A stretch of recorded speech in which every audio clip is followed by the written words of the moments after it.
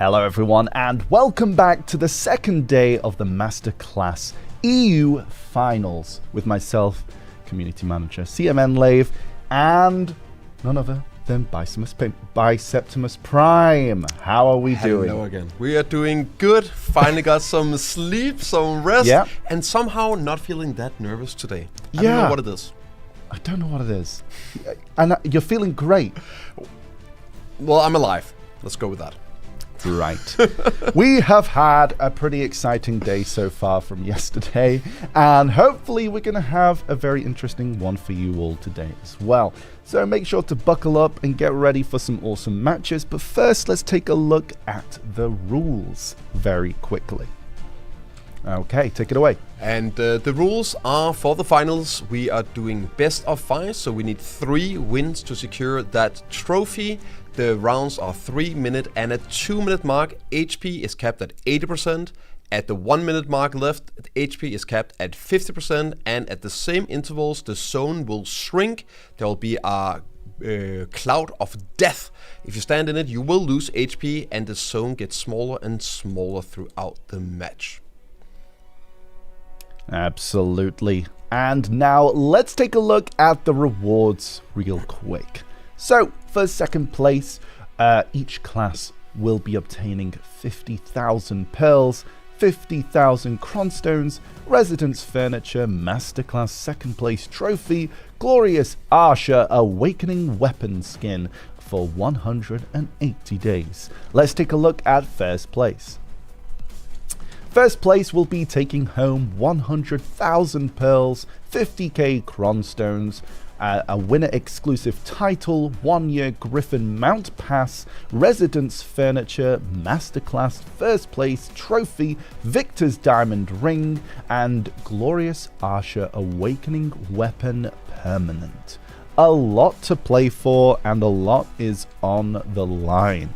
So, very exciting stuff. So let's take a look at the general timeline here for EU for this day, and then we'll also show NAs as well real quick. So we already had day 1, some very awesome fights there, and day 2 we have another great lineup in terms of classes. Really excited to see what's going to go on there. For those people that are going to stick around to take a look at the NA fights, let's take a look at that as well. Here we are, so there you go. For those who want to take a look and watch that.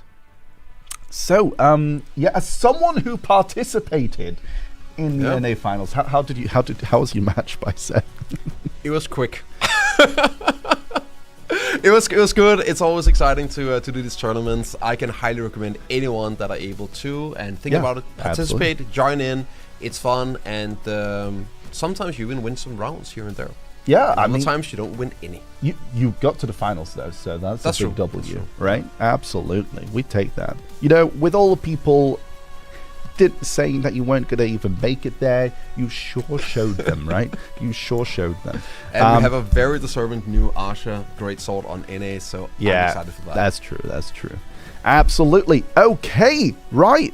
I think we should take a look at our first finalists for today. Let's take a look at Deadeye. So for Deadeye, we have AVL and Roshock. I will take a look here for both of them. I think I've got it right. There we go. There we go. So we have a bit of lore. So as I just want to point out again, the lore was you know, collected by some members of the community, possibly our team. Who knows? We're not going to divulge who they are, but we do appreciate the members of the community. Let's start with AVL. So, reached top 1 AOS in EU and NA at one point for AVL. They are a top tier Black Desert Online PvP player, known as the EU Best in Guild winner and the #1 Arena of Solare Deadeye in both EU and NA. Playing since 2017, they mained Succession LAN for years before switching to Awakening Megu. They're a dedicated duelist, a Guild League player preferring skill-based combat over large-scale wars, competitive yet light-hearted. AVL dominates both regions despite ping differences. Values equalized PvP for accessibility and emphasizes class knowledge and practice over pure mechanics. Yeah, we got a lot on AVL. Yeah, did he write that himself? Absolutely, probably. For a shock, we've got a short but sweet. Every Deadeye tourney I fight, guildmate second round. Fighting, So, there's not much here. There's not much. Every Deadeye tourney I fight, guildmate second round. Apparently, is according to Roshot. That's as much as I got. They've been a Mythic, Armbrows, and Balls Deep. Nice wordplay. Thank you very much. Okay, so we have a fight ahead of us. Let's take a look at those brackets. Okay, let's take first a look at AVL's journey through these brackets real quick. Okay, starting in round 2, we got a 2-0 on Delusion, a 2-0 versus Fallen Dio, a 2-0 over Tuna, a 2-0 over Sways, and now in the finals with Roshok. Let's take a look at Roshok. Roshok, 2-0 versus Merlian, 2-1 versus Andrew, 2-0 versus Johnny, 2-0 versus Ravnus, and 2-0 over High Fish. Okay, so there we go. And we do actually have, by the way, chat, the match ready, so I think we should just kind of rock and roll with this. Let's get things started.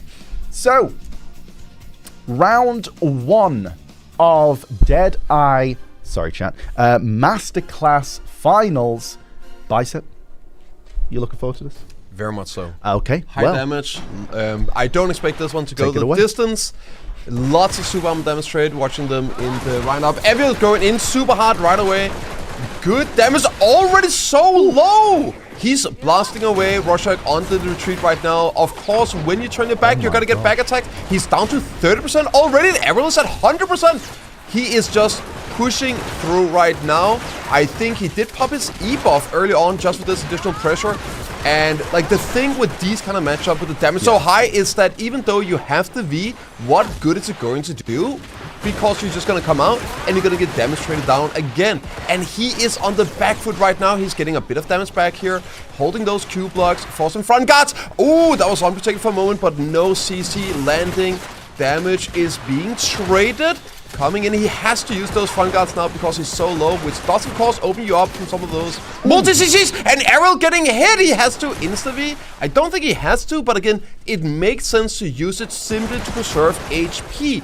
What is the point of being at 10% when you can't fight back afterwards? And now, because he beat early, lots of HP, he's able to keep up the pressure here. He's blasting away, and you can look at this like, what is the point of being at this point here for Rorschach? Errol jumping around, rockets coming out. They still do great damage despite that a slight damage nerf recently. Ooh, there's some back attacks coming in here. He's just getting nuked. It doesn't even matter letting a CC. He has to V. And again, he's gonna come out and is gonna continue where it left off. He has no HP. It's not like he has the grab or anything to wait on. Sometimes he's gonna V early simply to prevent the damage from coming through. Oh, he's looking to clench it here. And there we go. AVL takes the first round, keeping a huge amount of pressure from the start.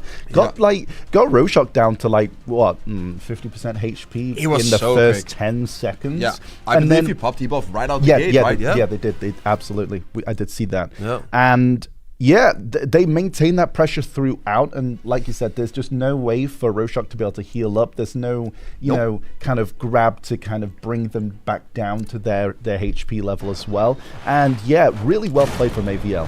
Yeah, this is a matchup where you're not gonna rely on CCs. The chance of landing CCs on Deadeye is kind of rough in the first place. And the damage here, and he does it. He doesn't have E buff this round right away, but still he comes out guns blazing, pun intended. Already half HP on Rorschach right now. He's getting those back attacks.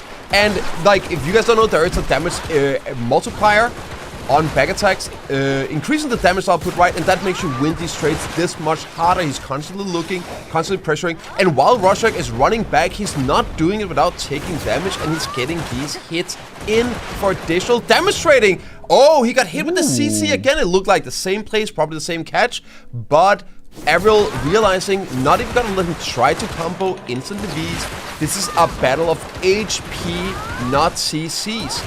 And Ariel is keeping the pressure up. That V is worthless in this kind of matchup, unless of course you get hit with CC. Blasting out, he's still just keeping ahead. We got at the 2-minute mark, HP capped at 80%, but none of them are even close to that number.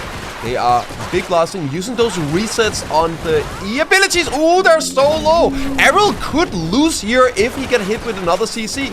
He's so far the only one to be CC'd in this matchup. He's been it twice.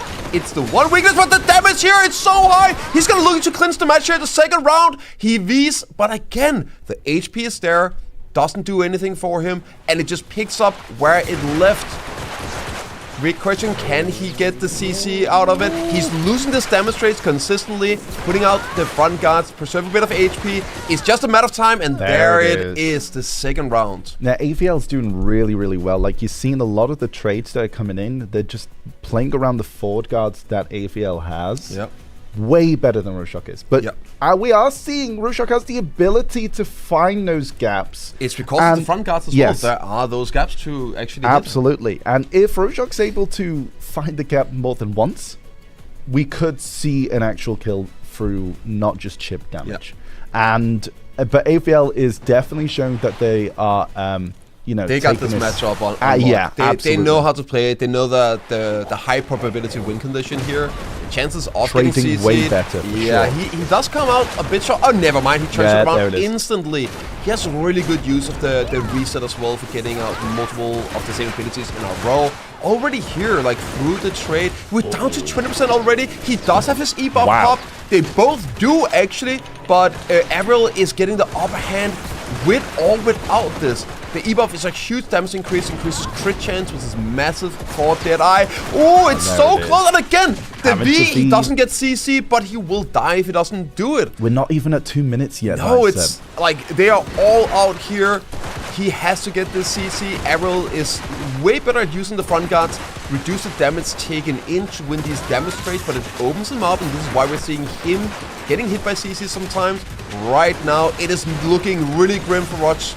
80% HP cap, but he's so low. He's down to 20% HP versus the 80% right now. It is just a matter of time unless he gets those double CCs. There's no recovering from this. The HP difference is too big right now. It really is a matter of time before he gets grinded. Nice. He hit the CC. It's the same location 3 times in a row.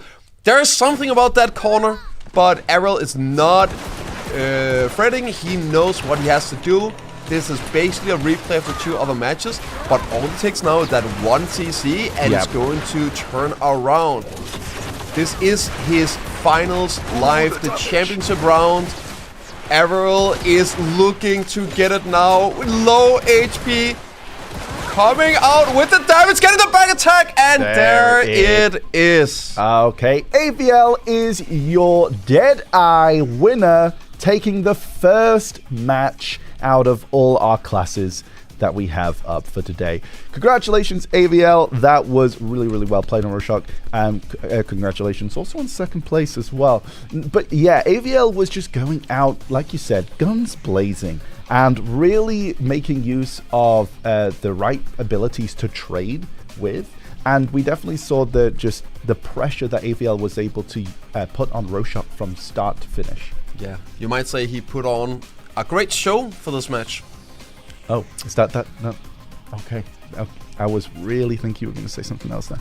Yeah, I agree. What a showstopper. It was absolutely beautiful, and what a great first match. Indeed. So, yeah, I think, well, up next, we actually have Drakania.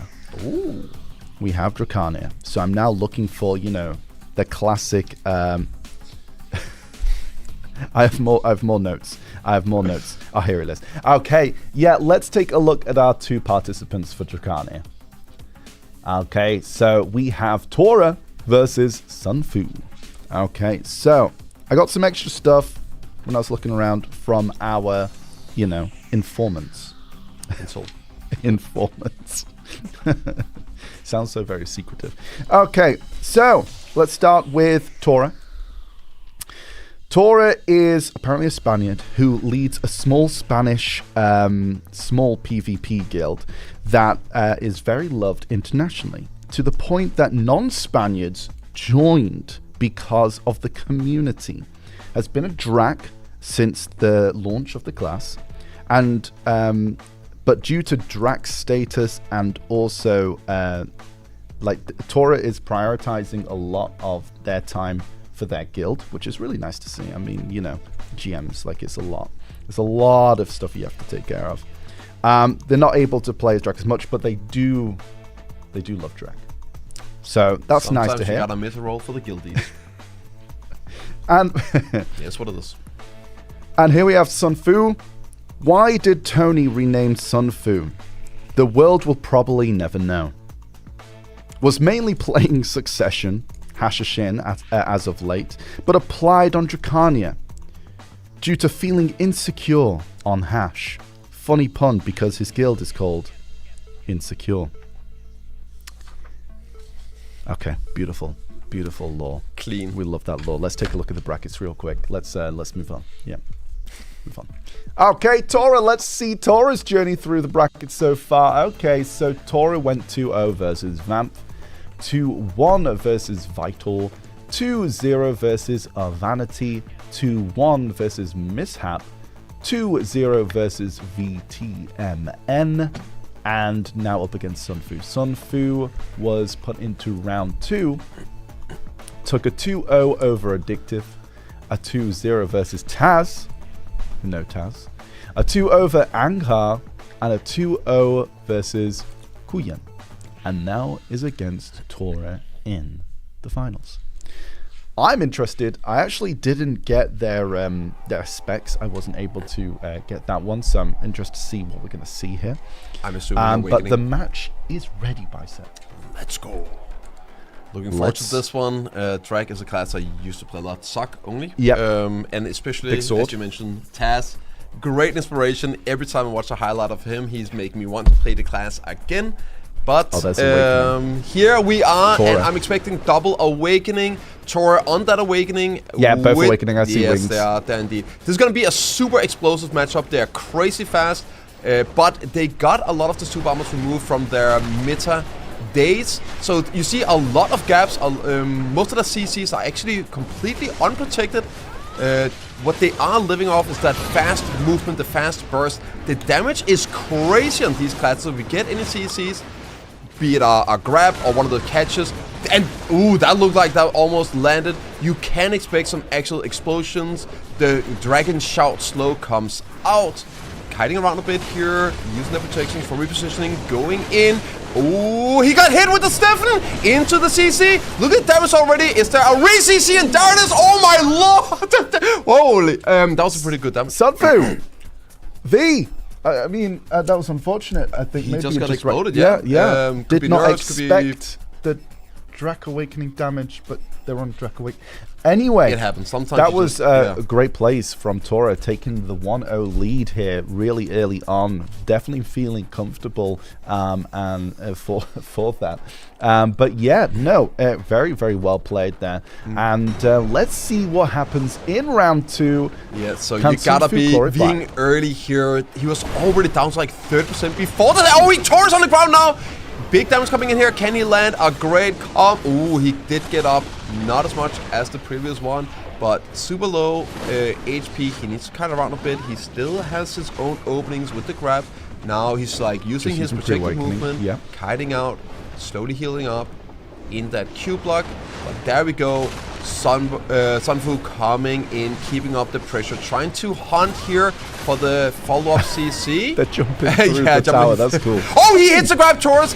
Now comes that combo once again. Hits the stiffen, but the nerves are settling in there. Yeah, he probably did a double stiffen, so he couldn't do a hard CC follow-up. Nerve definitely is a thing. Get caught in the wall trying to hop through. No CC landing, kiting out here. They are looking for the openings. There are some of these classes here but they also have some crazy movement. The speed is so fast, so even if you could land the CCs, it's very, very hard. They will be blinking around on your screen. The 2-minute mark has been reached, 80% HP cap. At this point, a CC should force a V. Yeah, they definitely have less, space to move around now, so it's going to be way more explosive in this part. And the PA comes out, but that's a grab bait! Insta V! Ooh. You do have this protective area, the damage reduction ability would also, I believe, heals a little bit. Yes, it does in succession, but you're standing still, he goes in, he sees it. Could easily have been a miscalculation right there, and the first V is out. Any mistake now, he misses his own grab. He can grab Tor on the ground. This should secure the kill. Yeah, there's no V left. Oh no, he got up. Okay, so we're still in it.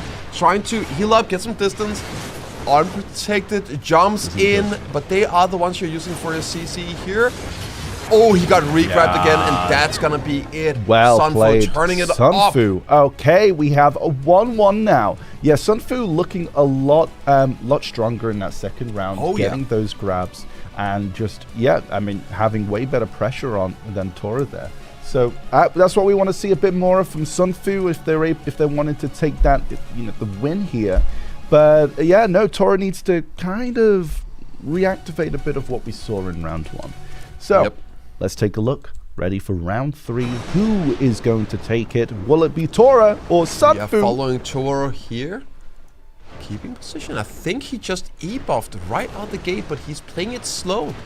Normally you would see people like hold down the W, rushing forward to utilize the most of the E-buff duration.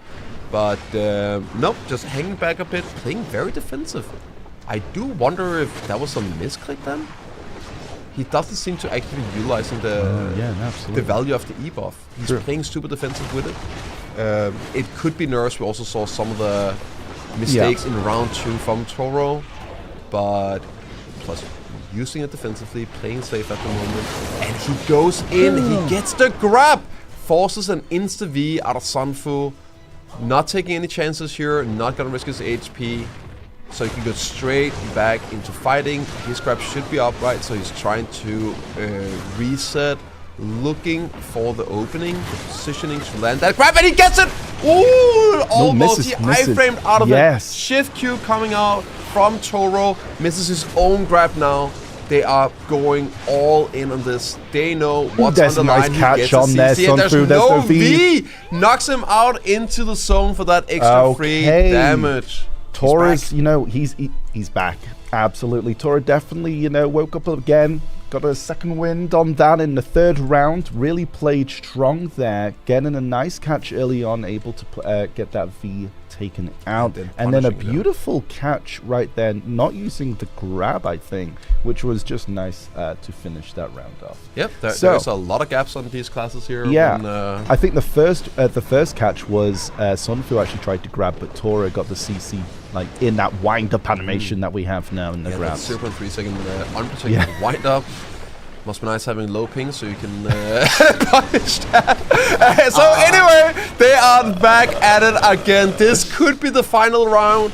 Toro. Oh, he stood still for a moment. Oh, he's on the ground here. That was the reason he V's it though. Not taking a chance of missing that V like we saw in the first round. Jumping through. He's very good at jumping through those gaps, actually. He's probably practiced it. You definitely want to spend some time in the arena. Misses grab out of Sunfu, but I'm not sure if Toro saw it. He's probably, again, trying to focus on running away, keeping distance. Yeah. It'll be hard to see what happens behind you, even though there is this new big grab fail animation. Oh, he goes in, misses his own grab. Now the pressure is on him. He's hanging back, right? Drops the iframe. Dashing out, trying to keep up some pressure here despite being a bit behind. HP is now equalized at 80%. He has recovered. Misses his grab and he gets punished in it! The big diamond coming out here. And this might be it! That is 2-2 from Sunfu. Yeah. Wow. Okay, so Tora gets caught because I imagine Tora thought that they had an ability of that they was on cooldown. I think it's the the iframe jump. He had just used it, Yeah, and then so Sun Fu was able to catch that. And then again in that last one, Tora tries to get the grab, and the wind-up animation now going on the other side as Sun Fu was able to catch that one there. Really well played from Sun Fu. We are now going to round 5. Who is going to take the W? And with everything on the line, the nerves are through the roof right now. We're going to be looking for that E-buff usage as well. It does look like we have it out from Tora, but Tora's on the ground here. Can he get the V already? Doesn't look like it. I don't... Oh, he got the down smash! And that's the V coming out. And now Tora is low, having to really play around these towers now, trying to get as much HP as they possibly can. Are they able to pre-buff us a bit here? He does have his E-buff on cooldown, though. I believe he popped it early in the round once again. Grab misses from Tora. Sun Fu's, like, he sees the victory. It's right in front of him. He needs Still one needs catch. to be careful, though. Yes, and we saw before, like, that grab punish is real. It's like a surprisingly long wind-up. If you time it correctly, he misses the grab right there. Tora is now the one with the main pressure, but there's still grab so many gaps from and Tora openings. As well. He's trying to heal up. The 2-minute timer has hit, equalizing HP. They're both at 80% right now. The big difference is that V advantage. Exactly. Like, if you get caught now, it's gonna be death or the V out of Sun Fu. There's no doubt about it. These classes' damage is super high and fast on the Awakening combos, and they've both been very consistent landing it. We haven't really seen any like low damage. The misses grab out of Tora. Sun Fu got it here. He's in the zone and he gets it. Oi. Sun Fu not feeling insecure anymore as he takes the win for Drakania. Congratulations, Sun Fu is our Drakania winner. Congratulations on that, and really well played, Tora, as well. A 3-2 match, very close. But yeah, no, very, very well played. Yeah, just a great fight. That was really nice. It's super nice seeing these explosive fights, like a lot of action going on, and it just makes it really, really interesting to watch. Indeed. Well, up next, I'm looking forward to this one. Mystic. We have Mystic, and oh boy, do we have a fight. Let's take a look at our finalists for Mystic. We have Bert and FXP. FXP.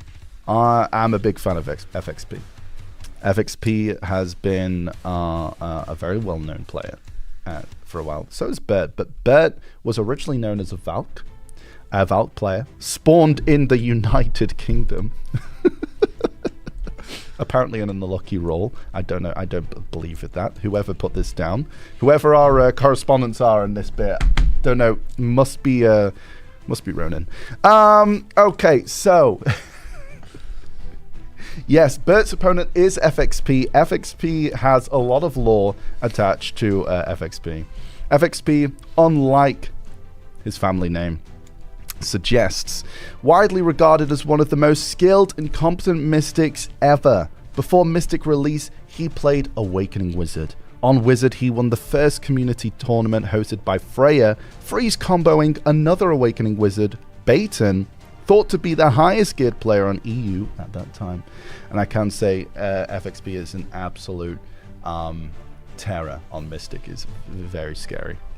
Thankfully, he actually made me play Awakening Mystic not that long ago. Yeah. I had a little period where I played some Awakening Mystic after watching him PvP on it. And funny story, the reason Multimilk is playing Mystic now, the Mystic finals, was because he tagged his Mystic to go grief me at Paddocks. I remember, actually. I witnessed that. Yeah. I witnessed that. Yeah. Because at one point, I think one of you was playing Suck. And then he was. Yes. Yeah. And then they realized, Awakening. Yeah. Dragons. True story. I love Awakening Mystic.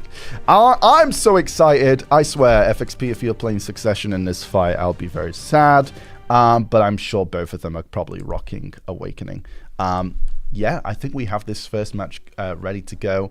But yeah, let's take a look at the brackets. Let's see their journey till this point. Bert, let's take a look. Okay, so for Bert, they got through to round 2. It was a 2-0 against In Need of Life. or I Need a Life.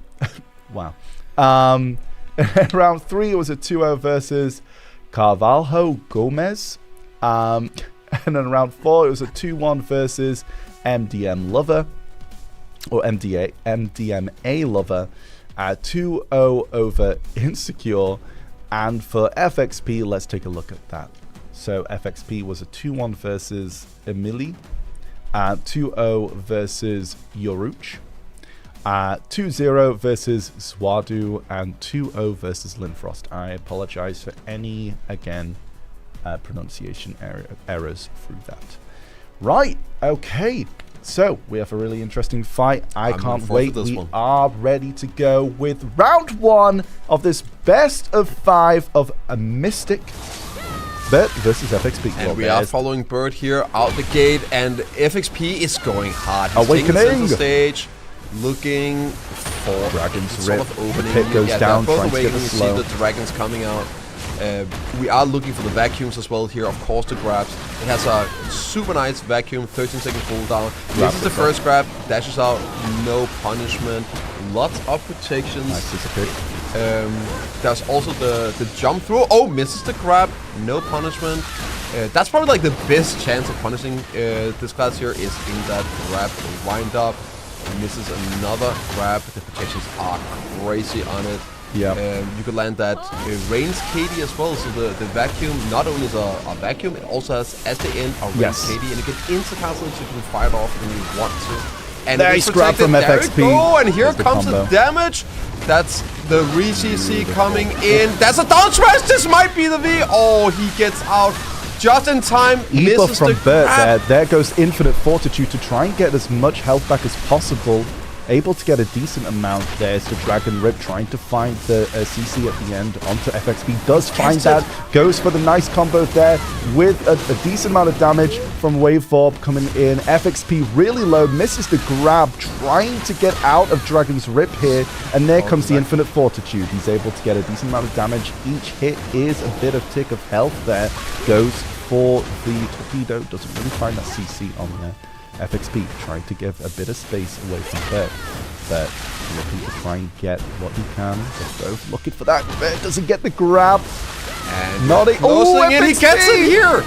Ooh, can he get the V out of this one? He does indeed. And we're closing in on the 1 minute mark. They're both going to be 50% HP right now. So next CC on Bert might spell doom. Caught in the vacuum at the moment, but just fine. Rotating those protection. Dashing out. FXP just holding down W, gets hit with the KD. Yes, and has to insta V out. It is, oh, this is smart. He's still good, 50% HP. Goes all the way out into the zone to avoid the chase out of the V. Any CC here is going to be the end of this round 1. Caught in a bit of vacuum, misses the grab for BRT. FXP is gonna have that upper hand right now. Can he land it? Dashing around, looking for the center. No CCs coming out right now. There's the Infinite Fortitude trying to get a bit of HP. Oh, he misses the grab on it though. Oh, nice. And another grab miss. So now it's the neutral game a bit. Trying to look for any small gap of an opening, which doesn't really exist. Now they're just trading to try and do as much as they can here. We got 5 seconds left though. They get one more chance at landing a grab. Otherwise, it's probably going to come down to the actual damage trading here. And the time is out. And Bert takes it. Wow. You know what? Actually, Bert is playing really, really well there. Like, they're getting really nice catches. They're both they're both playing their protections really well. FXP did falter a little bit, not really noticing the end of that Dragon's Rip with the KD kind of rushing in, trying to get that dash grab that quick. Because sometimes it's really hard to see, like, when a Mystic comes like with a really quick dash in, and it's sometimes the unexpected grab can come in. But really well played from Bert there. Let's see if FXP is able to claw back around, or will Bert take the lead? He is going in aggressive now. He's definitely feeling like he has to turn this around, obviously. Bert controlling the center at the moment, dashing out. Nice. I agree. Yeah. It's probably a good idea when you're behind. Yeah. I'm just taking notes. They're playing the neutral game at the moment. Trying to... Oh, almost there. Doesn't quite connect with the CC. Caught on vacuum, grab, misses. no KD landing on the follow. Yeah, like they're playing a neutral game at the moment. The 2-minute mark is coming in. At that point, you are also most likely to be able to force a V on any catch. Caught there for a moment in the vacuum. You have to be really careful because you can waste a lot of your dashes when you're just trying to dash out of the vacuum. Sometimes it's better just to kind of wait and be reactive. Staying on a super armor, of course, otherwise you can get CC'd by that KD at the end. But let's see if anyone's able to get anything. Bert trying to play in the air there, trying to get that catch with the flow on Q. Not able to get it. FXP missing that grab. Bert has a bit of a chance here. Let's see if he's able to, just get a bit of extra HP from Infinite Fortitude. Misses the grab from Bert. Now the pressure is on. FXP has a chance here of putting on. He doesn't have to worry about the grab himself, so he can play super aggressive. Misses it! Oh no, he gets it! That was a crazy angle on that one! Lovely and he gets the V re-CC. out of it. A nice little flicker on the grab. Looked like he whiffed it into there, but nope, it connected. Bert, debuff coming in. Yeah, he has to put the pressure on here. We got 8 seconds to the 1-minute mark. This point is super important to get the upper hand, get the pressure out, put them on the back foot. He whipped the grab earlier, almost a follow-up on this one. FXP does have his grab ready. He could be going for it, and there's no V on Horse, so that would spell death. But if this goes down to the wire, they are demonstrating at the moment. We saw in the previous round that this actually does matter. There is, of course, this win condition at the end. Oh, nice grab from FXP. There is the damage. No, he V'd already. So Bert is down, and that is 1 round apiece. FXP clawing it back, now showing just what kind of mystic he truly is. And I don't think FXP V'd in that round as well. Oh yeah, so. I thought it was the other way around. Yeah. Bert did V. No, awesome plays. Very well played from FXP there. Just very clean. But Bert is not letting up. Bert is playing really, really well. And I really like to see that. Especially, someone just jumping on from Valk as well. But no, awesome to see. Let's see how he does in round 3. And we are off. Again, lots of protections here, dashing.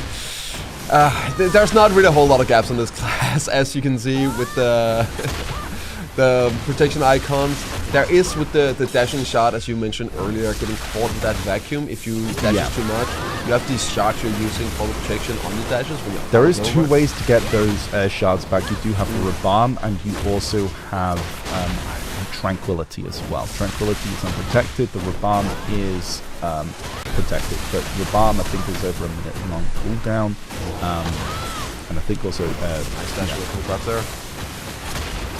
Bird looking for his, he misses it as well, and we're back in the neutral game, popping the PA with the heal attached to it, and also a pushback. So there is like not a vacuum, but an anti-vacuum. A pushback.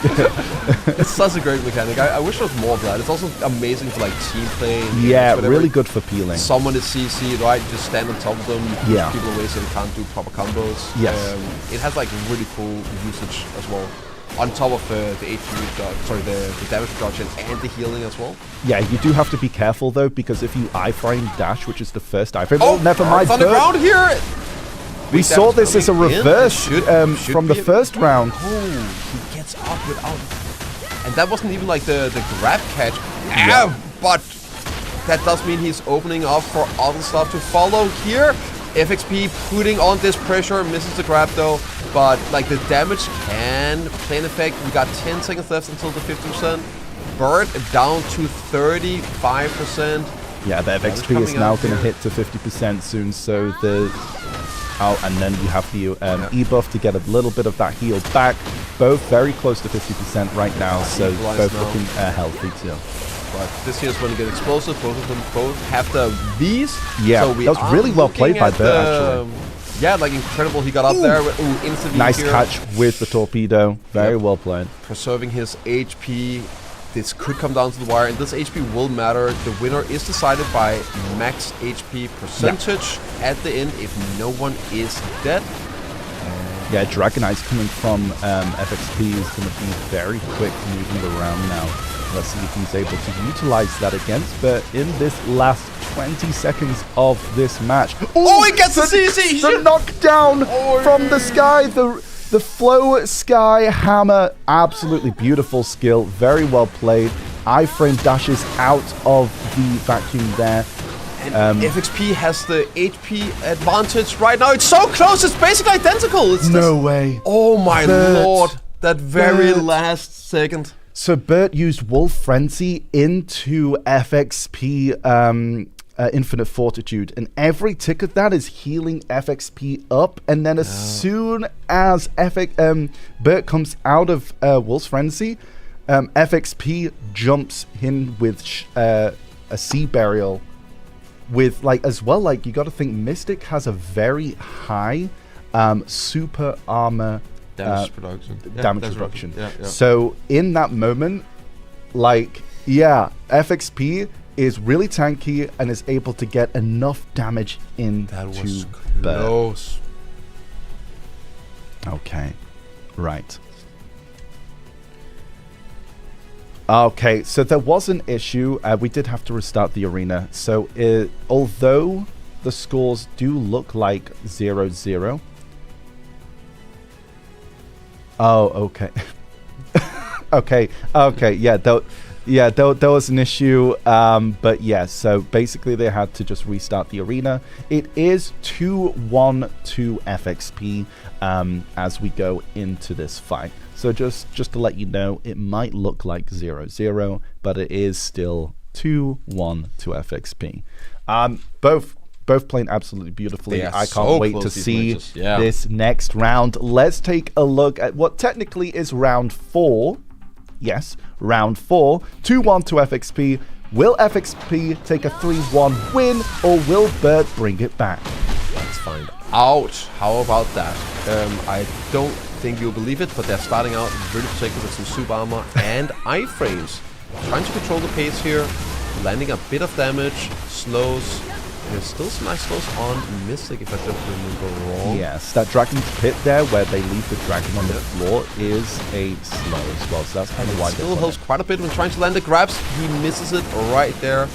Bert's still playing a bit back. Now he has a chance of going in a bit more aggressive, looking for his grab.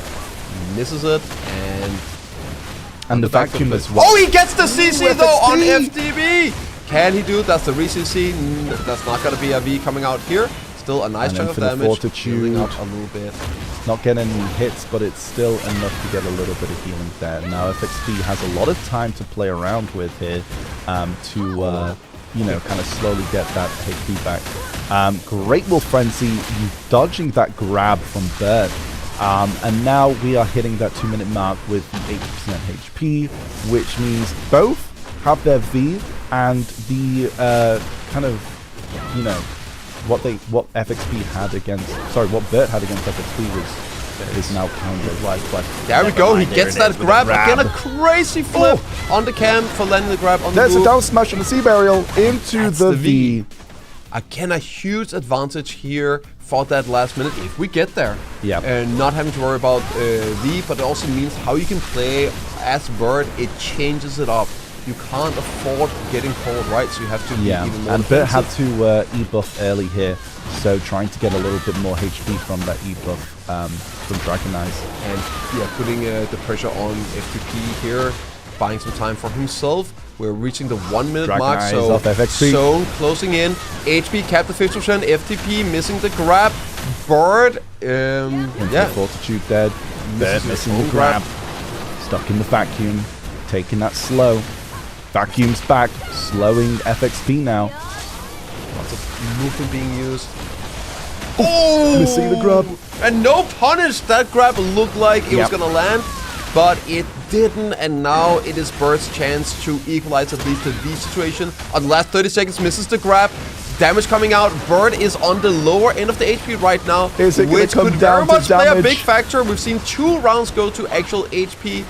FXP looking for his grab opening that would secure the kill and the championship if he could land it. 14 seconds back, that means they only have time for 1 grab, both of them. It is a 50-second goal, he gets the CC, doesn't even need it, he just gets the damage and the kill with 7 seconds left. FXP is your Mystic winner. What a game. Absolutely beautifully played from both participants. They did really, really well. That was such a clean game. And yeah, well done to FXP. You are the Masterclass Mystic. Congratulations, and congratulations on your rewards as well. So, what a match. And next up, living up to the hype. Living up to the hype always. Next up, we have Striker. Oh my. Let's see what lore we have for Striker, and let's take a look at our participants for Striker as well. Okay, we have Ryslex and Me Stroker, Me Fight.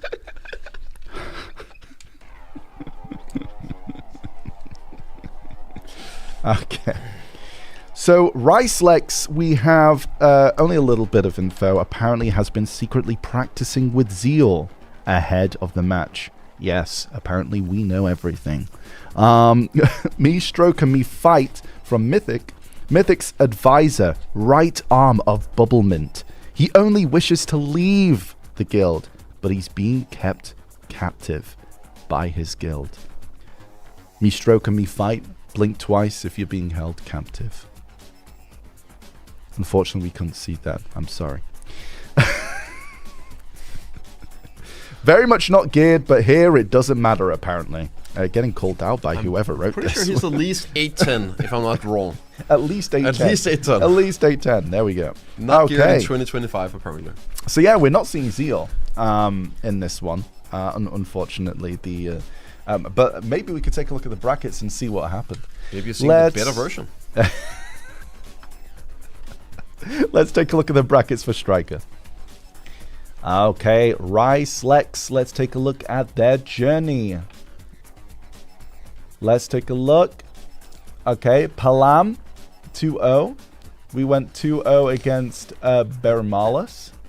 Ryslex went again 2-0 versus Mavericks, 2-1 versus Call Me Biko, and 2-0 versus Quirk. And now into the finals. There, nice. Okay, I don't see Animal. Do you see Animal? He's number 2 in semifinals. Oh, right. Okay, so Me Stroker, Me Fight. Let's take a look. Let's scroll back down here. Okay, nice. So 2-0 versus Muzungu. 2-0 versus Kuchi. 2-1 versus Bix. 2-0 versus Explode. And yes, 2-0 over Zeal. So yeah, I'm expecting a very interesting fight here. Let's see how they do. I do believe we have the match ready. Let's take a look at round 1 of Striker. Who will take the win? Will it be Ryslex or will it be Stroker? Will Ryslex be able to take revenge of his sparring partner, Animal, here? They are going in, aping out completely. Lots of ook being done. In the center, gets the CC. Stroker actually just going ham right now. Big damage coming in. Ooh, that was a nice little cheeky hit at the end. Below half HP, misses the grab here, but he's just going at it. There is a couple of front guards that you can actually exploit with your... Oh, and there we go. He's on the ground getting reverse here. Spiral Good cannon. follow-up CC. Damage coming in. Around the same. Similar combos. Half HP. Chunk, which also means once we get to that 1 minute mark, if we get there, that is going to be kills. Ryslex nice getting hit with the Stiffen. Big nuke. The KD! Damage coming in. He's doesn't get the very, down very smash. low. Nope. So don't have to be. Heals up a little bit. Some shouting. Super armor 360 CCs. Gotta love them. Yeah, Battle Cry is nasty. Yeah. So the But they both have it.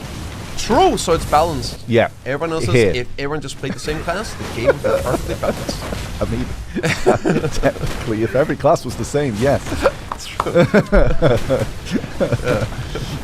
Anyway, so we're back in the Striker fight, and they're both doing the battle cry, trying to get the shout, but when you do it against each other in the same skill, it's not going to do much as they're both protected.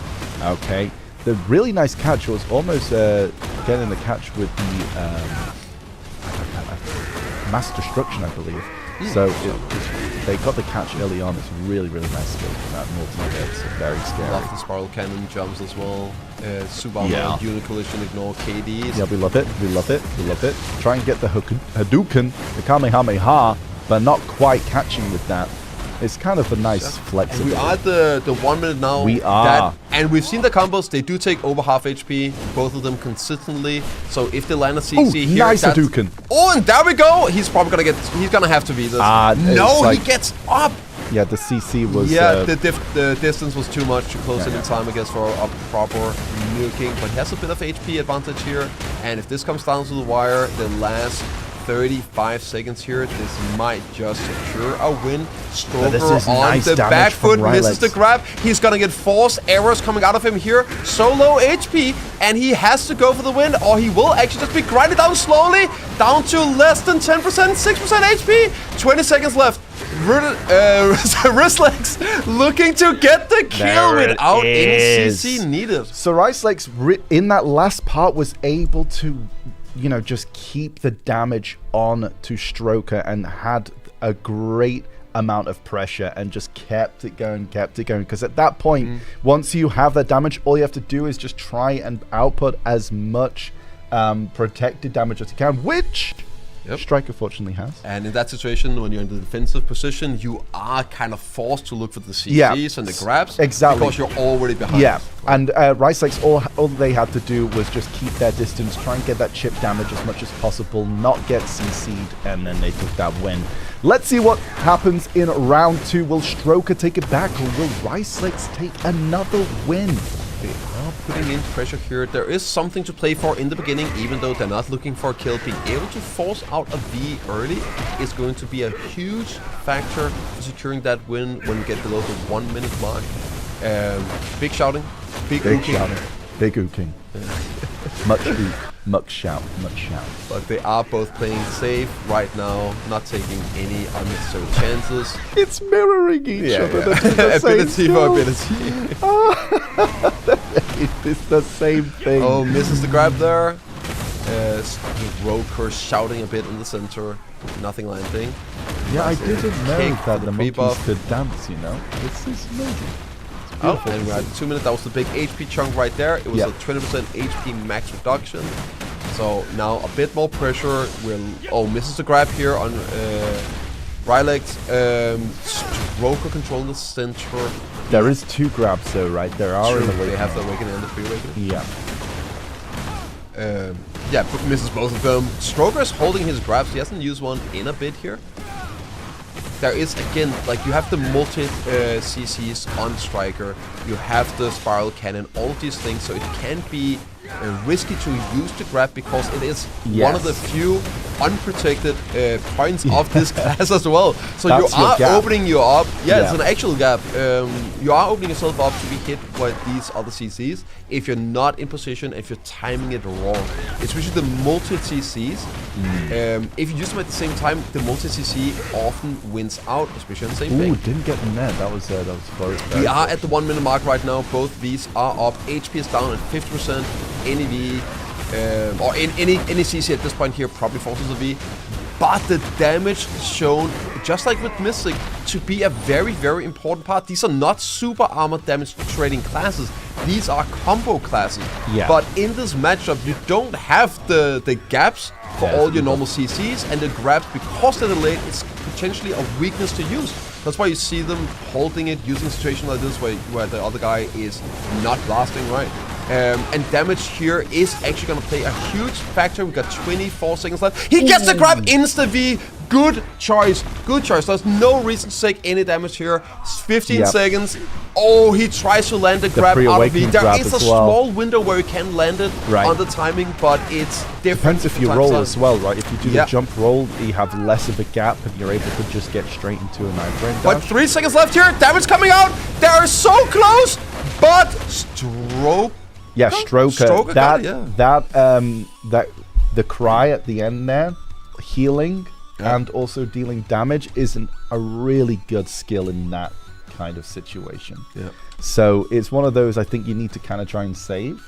Because also, if you get the CC, they're not doing any damage. They're taking damage and you're healing up. But yeah, no. Really well played there. I think, was it Wristlegs that got the grabs in the end there?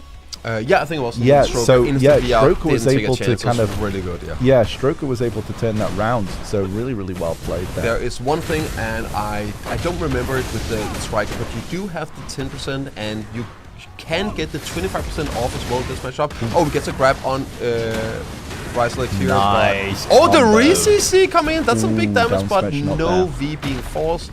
Expected.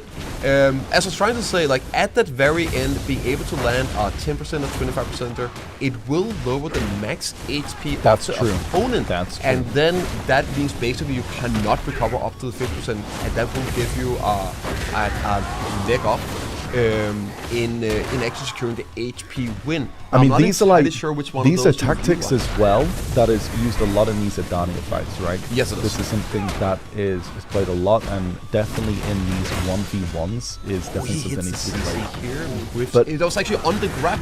He got CC'd in the grab animation, and that's like, as we talked about, that's the one big unprotected gap you have. You have a couple of these pre-buffs, but you use those like on distance and fairly safe for the most part, especially in this match. Yeah, Stroker in this round is doing really, really well in getting these catches against Ricelex.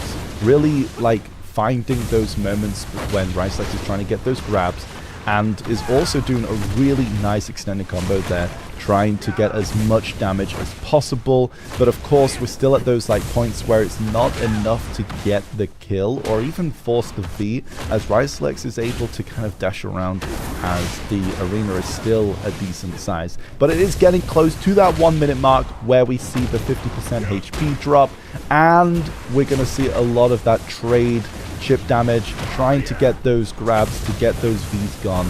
But let's see who will take this round as we enter this last point. And this is where every single decision matters so much. Like you want to save your E-buff for this, you want to try and get the damage. Now suddenly damage trading matters. This is what could win the round. Opening yourself up for the CCs, having the Vs, not having it. Everything is on the line. And, ooh, did he have E-buff up there? He looked like he was just doing the good old W walk, which is fully protected if you have your E-buff up. Yes, you have Superman. He hits the CC on Ricelex, who is not going to be good here. No, 30 seconds. He dodges the grab. Nice iframe there. The Raban, I believe. Oh, he gets him! It's on the ground. This is probably going to be the kill. He gets the re-CC. He's going to clinch this one out. Ricelex is down. Stroker taking round 2 and just like absolute dominance in that round. Stroker was getting CC after CC. Even early on, Yeah, and then in that last part there, just he's been playing increasingly better round after round. Absolutely. Had that first one, feeling it all out, and also understanding the win condition. Even though like they've obviously trained this matchup, they played in the tournament with other Awakening strikers. It is different when you're playing different people and they play differently. So these one here going all the way, you have to adjust to that. You have to make the right decisions in this kind of like matchup and win condition style. He gets the CC on the grab again. It is that opening, no proper follow-up though. A stun into I think a stun into a stun or something, or stun into a stiff. That was unfortunate. Or maybe he got 2 ticks of the stun off one after another. Yeah, that's gonna be capping out as well. Yeah. So no possibility for a follow-up. He's just chilling there in the center, lingering his super armor, monkeying out, dominating shout, pounding his chest. He is looking to become the Stroker champion, the Master Stroker, looking for that final win here in the Master Class tournament. Yes. 2 minutes. Yes. Well, that's his name, right? Oh, he gets the shout, CC! Knock back here. Beautiful. And the Katie. Ooh, that's one of the first beats we've seen. Above 2 minutes. Sorry, above 1 minute. Super low. The nerfs definitely be setting, hitting hard here. On both of them for sure. Win or lose, you want to go out doing everything you can, knowing you left all in the arena. Ricelex has to be looking for something. He's trying to heal up, playing safe. Got 30 seconds left. He doesn't need his V as long as you don't get caught again. It's really that simple. Yeah, I mean that's what we're seeing right now. Oh, he gets it! He gets the kick in the face. Now it's his chance to equalize. but no, Yeah. the damage wasn't there on the combo. Not the greatest catch and not the greatest follow-up there. He was trying to get a down smash to extend, but not able to get it. But still, But a he decent sees amount blood of right now. Yeah. He is putting on the pressure. He knows possibility. 1 minute left. 50% HP cap. Any catch here could spell the end. And also, even if Ryslax just gets a catch, he forces the V most likely, not the kill, but the time is then ticking, and the HP is going to then potentially be the winning factor. So it's still completely open. Stroker showing some dominance by just grabbing the wall. I know Striker can look like a complete wall, but this was the wrong one to grab. But we still have more grabs. He missed another one. They both miss it into the air. Ryslax still has really one up. He's losing the HP. He's getting hit. He's gonna. Oh, he might be going down here. And there it was. Stroker taking the W for Striker. Congratulations. Unfortunately, Ryslax wasn't able to, take it back for Zeal, but it is what it is. But now we know why he won. He really is the master stroker. Yes. Yes. Striker, very well played. Good job. Very good fights, and definitely, Stroker was playing, like you said, better and better as each round went on. Yeah, like the first round was a bit shaky. Yeah. But then, like round after round, it became cleaner and faster, and like really good. More and more catches consistently in the play. Yeah. So, no, really, really well played. We really like to see that stuff. That was amazing. A really good fight. And, so they are the winner. They're going to be taking home a lot of rewards. Can't relate. I mean, you could take home some rewards, right? More than anyone who didn't come second place. Yeah, I guess. No. Count what you have, not what you don't have, Zen, right? Yeah, true. Yeah, true. I'm just happy to be here. Yeah. I mean, Bicep was, we had to leave Bicep. He was zoned in, they're in the office, and Bicep was locked in. We were there like, okay, we're going to go outside and take a little walk. You can have the place. Just like hoodies up. Zoned in, the keyboard, we got it working. We did get the keyboard working. So got his mouse map as well. The positioning, I don't understand, but if it works, it works. It's kind of funny, like my keyboard is very good, Ronin. But apparently some people thought that it was actually a new keyboard I had. There's a bit of lore on this, and thought it was a new with an old vintage aesthetic. So there were some shocking looks at the office when I actually brought it out. But no, it's a real one. Now, I from when I first heard about it, I knew that classic. It's been passed down the family tree, right? Yes. Yeah. It's a family heirloom. Got it from my dad. Yeah, but you're not passing it down, are you? I mean, it's gonna outlive us all, so how could I? Yeah, true. Yes, so, right, let's take a look at our next class finalists, shall we? We have Kunoichi. So we have Eskaz and Jixia. So, unfortunately, our informants couldn't actually find much about Eskaz. They were probably installed somewhere. Probably, they were, too stealthy. Too, just role-playing. You're welcome. That would be too stealthy, chat. We couldn't find anything. We do apologize.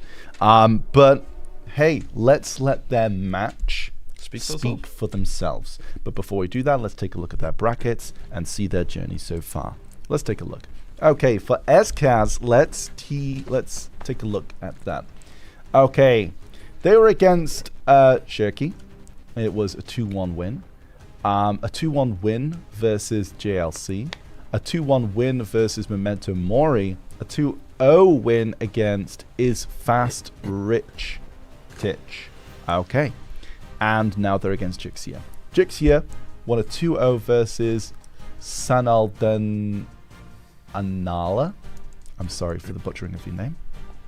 2-1 versus Lafeed. We'll go with that. 2-1 with Find My Name. 2-1 versus Convict. So for both of these, there's been a lot of like these 2-1 matches. So they definitely had a more difficult time compared to some of the other participants that we've seen. Could also speak to the class. There's easy catches, lots of damage, lots of death going around. So small mistakes being punished really hard. Yeah, and also it might also just speak for the bracket itself. There might be a lot of very strong Kuna players, and from the ones that I know of that I didn't actually see in a bracket, but they're probably there in stealth, name changes and all that kind of stuff. But yeah, so really well played to getting this far, and I think we're ready with round 1. So let's begin. Round 1, best of 5, Kunoichi. Finals. Let's get it. And I see the chakram right away out of Ixalan. So we got an Awakening, and I'm still trying to look if that was a Succession as well. So we do have Awakening, from a class that I think is looking super exciting. I think it's a Succession. Yeah, it is, right? It is Succession. It is Sock versus Awakening here. Interesting matchup. The Invis coming out, the block jump. Doesn't use it to jump behind. You can use it for repositioning.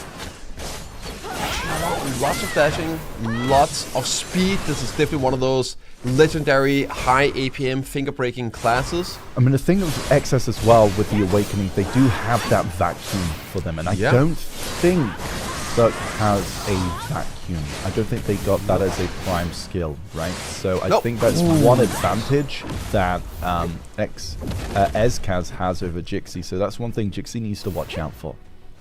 They're playing a neutral game right now. They do all their cooldowns. 2 minutes marker here, 80% HP. The damage in these classes are absolutely crazy as well. So any mistake is probably gonna be an instantly out of these. And they are playing accordingly. If you are looking and staring death in the face, you do have to play a bit smart. Not take too many chances. They're playing back. Waiting for the cooldown, stamina as well. Good old S-block protections. Control the center. And it's a lingering one as well, so you do need to be careful of that. And I think it can CC you at the end of it, similar to Mystic.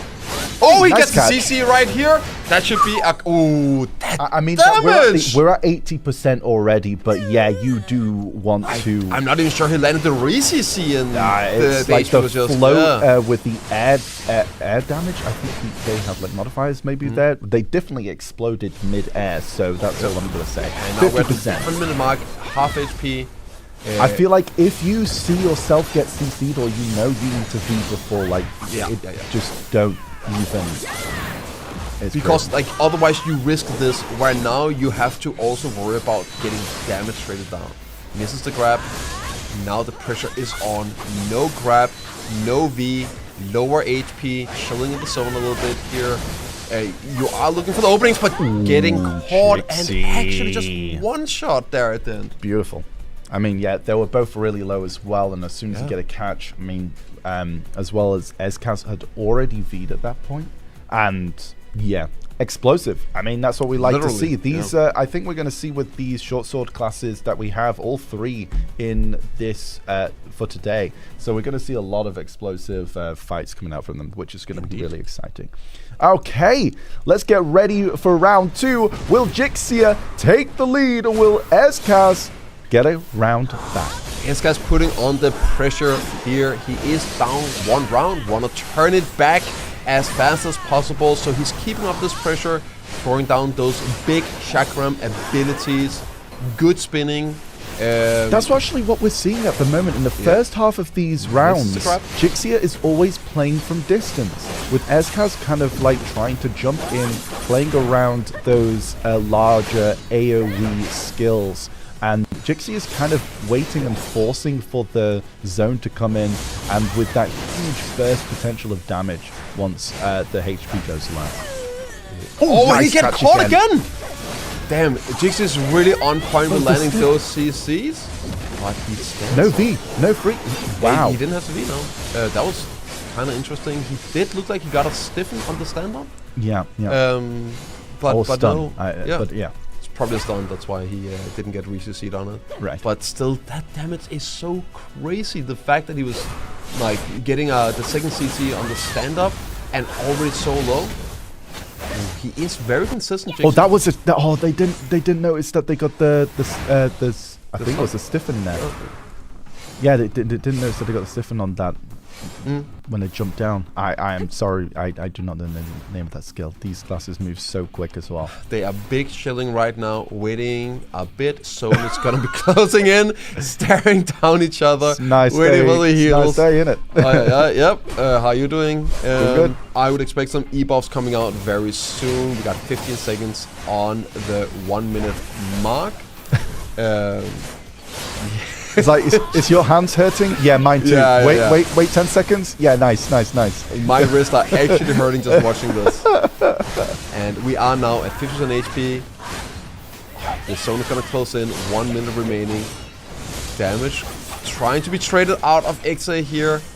Popping e-buff, the 1 minute. gonna be going in. If I remember correctly, e-buff is shorter duration, but also shorter cooldown on this class. Right. It's one of those weird e-buffs that's not the regular 3 minute, 30 seconds duration. Gotcha.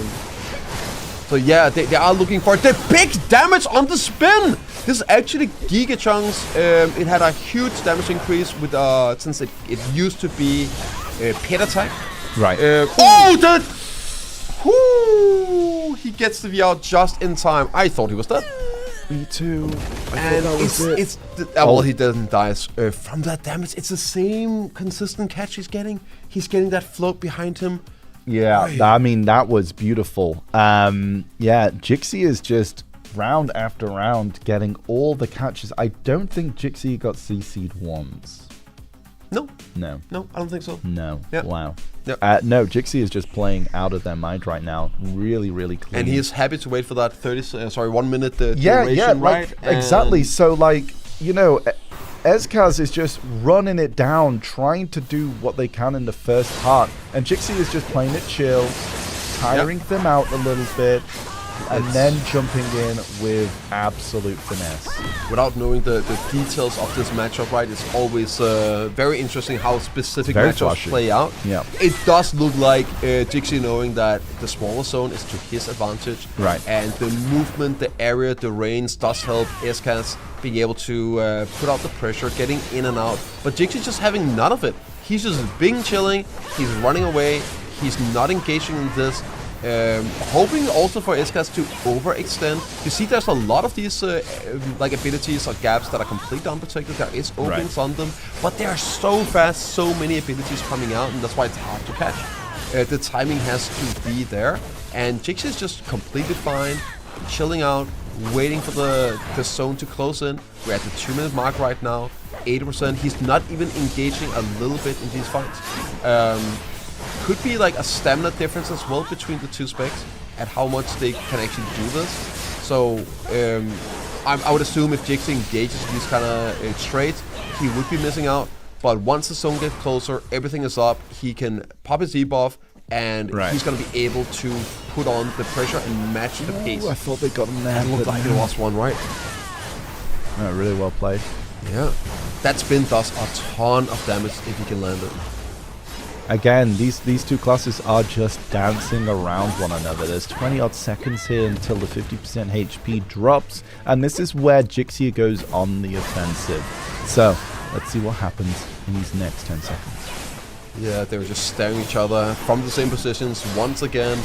Jixie just hanging back, waiting 5 more seconds here for the 1 minute mark, the 50% HP, and here we go. Instantly catches? It's crazy! Instantly!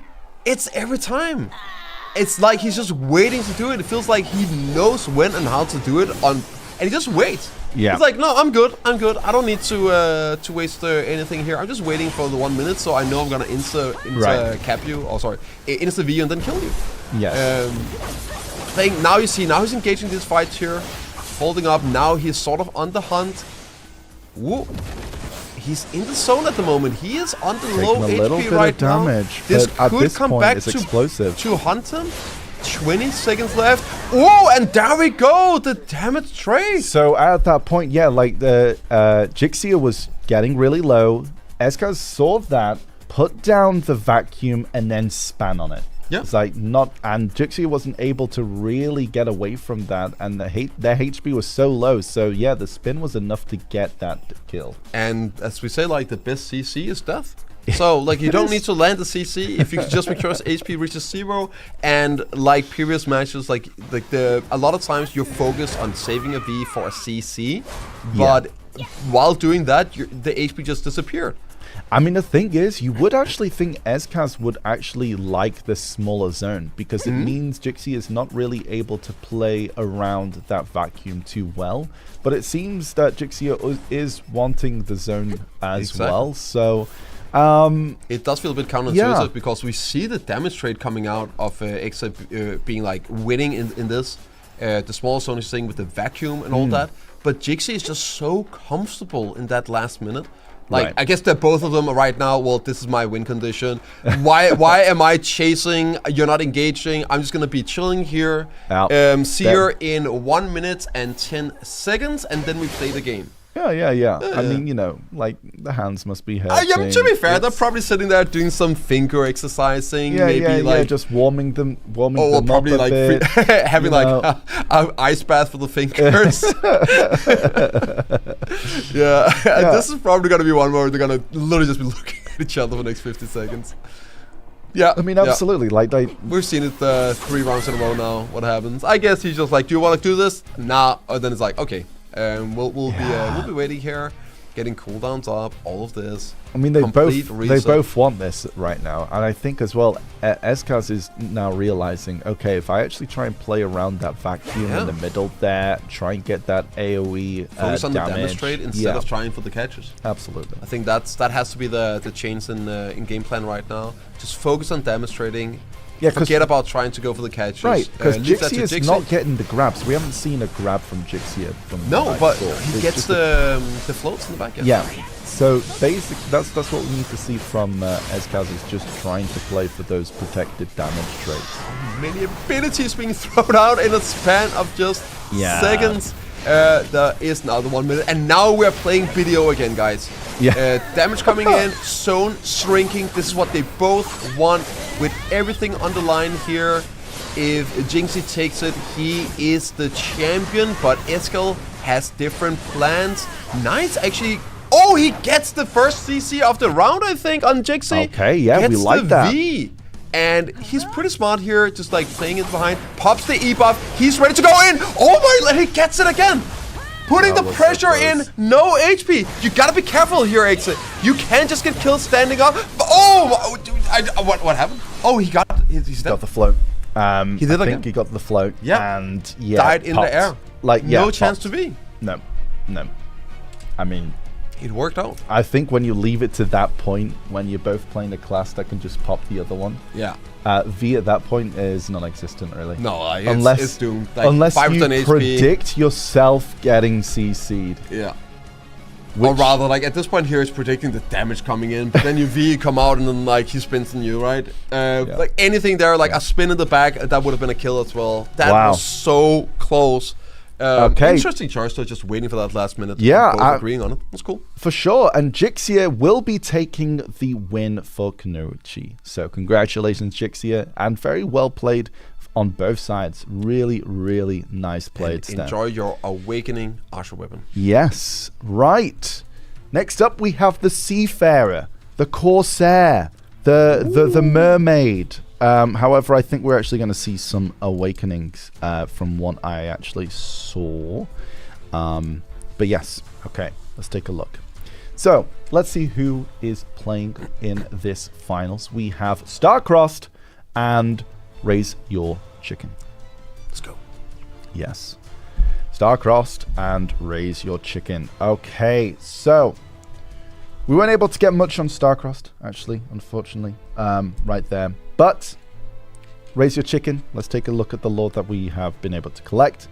First Corsair in the world, at least NAEU, I think, to ever secure a position in the top 100 AOS at the end of the season. Impressive. Uses the word...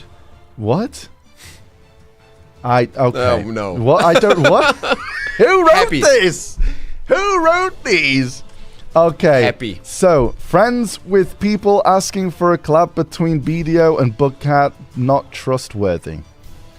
Okay. Great intel. I don't know about this lore anymore, but all I'm saying is I'm looking forward to this fight. Right, okay, it looks like we're getting ready, but let's take a look at the brackets first. I'm just happy to be here. I'm just happy to be here. Looking at Starcrossed first. Starcrossed. Okay, 2-0 versus Ari Gesser. 2-1 versus The. 2-0 versus Grimoire Devil. Yeah, it's a good one, isn't it? It depends what their character names. So, like, The something, that would be really cool. 2-0 versus Frero. And now versus Raise Your Chicken. Let's take a look at Raise Your Chicken. 2-0 versus Naux. I'm sorry for the butchering. 2-0 versus LJ. 2-1 versus Matanceros. And 2-0 versus Eruziel. And now again Starcrossed. Okay. It looks like the match is ready. So let's take a look at round 1 of our finals for Corsair. Let's go for a swim. Yeah, let's go for a swim. I was trying to think of something, probably got but that some was good. awakenings here. Trying to see what we are. Actually, no, that does look like a succession out of chicken, and I'm guessing awakening out of Starcrossed. Yeah. So that does mean we do have a grab out of Starcrossed. Yep. But we got some crazy vacuum, constant super armor, big damage out of the chicken. Whenever you see him go into mermaid, that form right there, that's huge damage. That's the It's going to start taking away your forward guards as well, Yep. removing forward guards, but also not taking away the ability to regen the forward and guards as well. little thing about that, it actually works even if you're not using a forward guard. It still puts the debuff on, and it lowers the forward guard, despite you even being unprotected or in super armor. Yes. So it matters to use even. You don't have to actually aim for the forward guards to break them. Starcrossed chilling a bit here. Still has access to those abilities on the Awakening kit. Has great range damage, but he's not being able to get that distance. Chicken putting out a clinic. Constant pressure. There is like surprisingly high damage out of Corsair, even though it had it curtailed to a the little range bit. as well. The range is unexpected. Like the whale coming out and the thing is as well with Starcrossed, like he already had to be, by the way. I don't think he was even standing up. Just Damage, and the thing is, right now, Starcrossed needs to be able to try and get those damage earlier on, but it's so difficult, especially like Chicken is playing really well, just playing in and out those mermaids, not giving Starcrossed a chance. Missed a crap there, right into the wall. Yeah. Gifted some nerves. Uses his iframe. Right, and definitely trying as best as they can. There is trying to get really Labao. great damage on Awakening, but you need to have the range you need to be putting it out, and you're not getting that right now. There's also no gaps to hit. You can armor rotate those super armors on succession. We are at the 1 minute mark, 50% HP. Ooh, a bit of unprotected movement there. The pressure really is on. Don't think as well with any more for succession Corsair. Oh yeah, they probably don't have. Yeah, they don't have any forward guards left. Nope. Yeah, that's rough. And I think as well with succession, they used to have grab resist, but now obviously because of the changes, there's no resist. There's no resistance. I think those are definitely the chances if you to get those grabs, but if you're able to kind of see the wind up, and as well like that is a long grab, so I do think it has a longer wind up as well. Nothing's the same. Oh really? 0.3 I thought it was. They changed that. Okay, I thought specifically for Corsair had because it's Corsair's always been like a relative slow grab, but I do believe they were all equalized at 0.3. Yeah, because it already had a wind up. Yeah, it did. Yeah, so if there's a 0.3 wind up on the wind up, Oh, I don't think that's it. But it's always been like historically hard grab to land. And as you see the constant movement out of Chicken, he's just not really getting a great opportunity to land in the first place.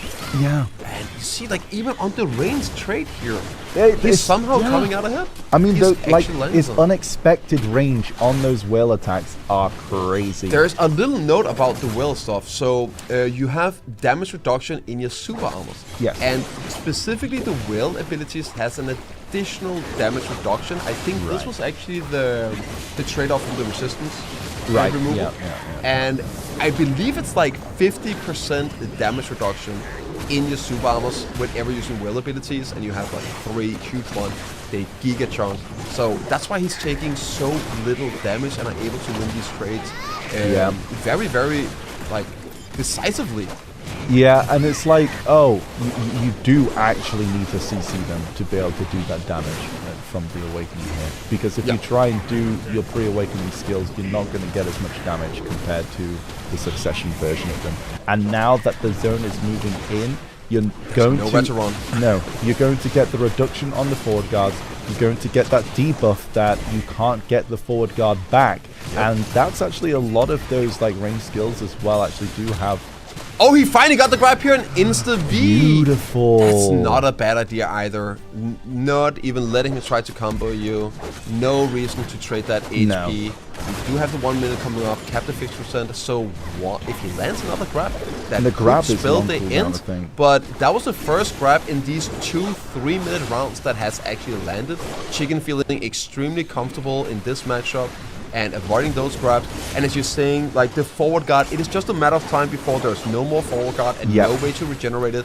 You're not going to be able to just kite away, reset, and get rid of the grab, I believe, there. Yeah. But Starcross was able to do quite a bit of a decent amount of damage there. This, I think, is the long underwater Raban skill that they have on Corsair, so able to stay there. Is lower right now. He's getting some hits in.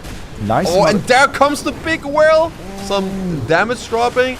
And he turns it a bit. Starcross is on the lower end. 10 seconds left. Goes for the grab. Misses it, unfortunately. This will come down to HP. Oh, he stood in the... Oh, he stood in the...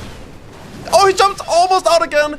He dies. That damage was not needed. Rough. That was rough. I mean, right there, we definitely see Starcross able to output a decent amount of damage. Yeah, for sure. And I think they were able to get a decent amount of pressure from that grab, but even then, they didn't have too much damage because they insta-V. Yeah. So they were able to trade decently well at the start of that 1 minute mark area, that time frame.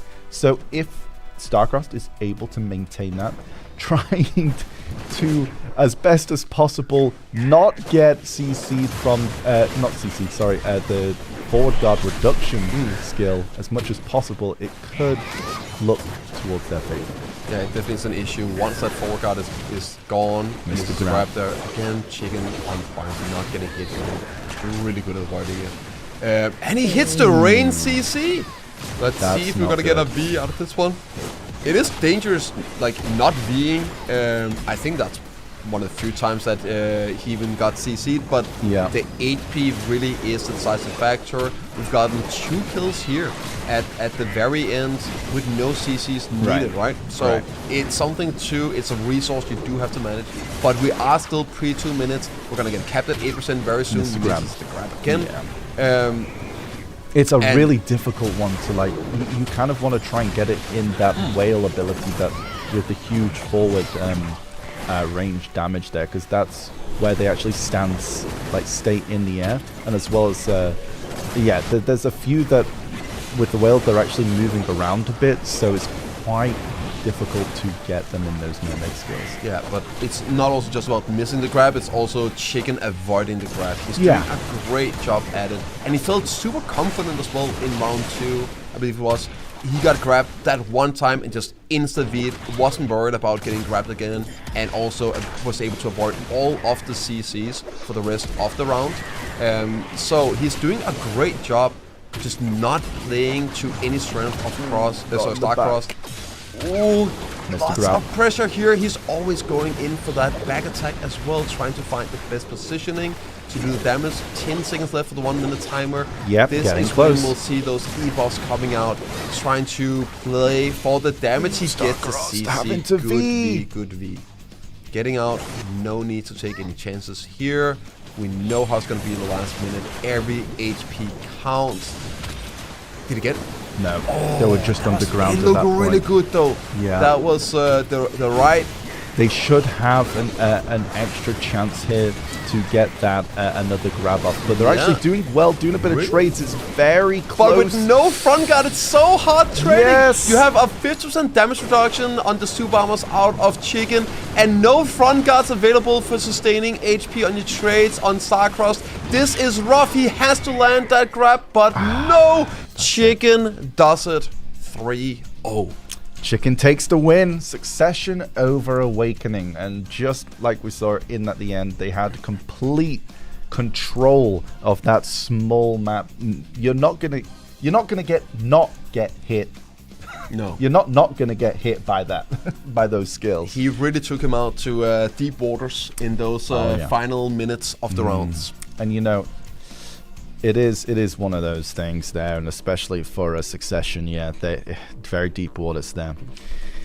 But yes, really well played there for the Corsairs, and congratulations to Chicken. You are the winner of the finals for Corsair. And for those watching at home, this is the point where we will take a break. Do not go anywhere. We'll be right back real soon.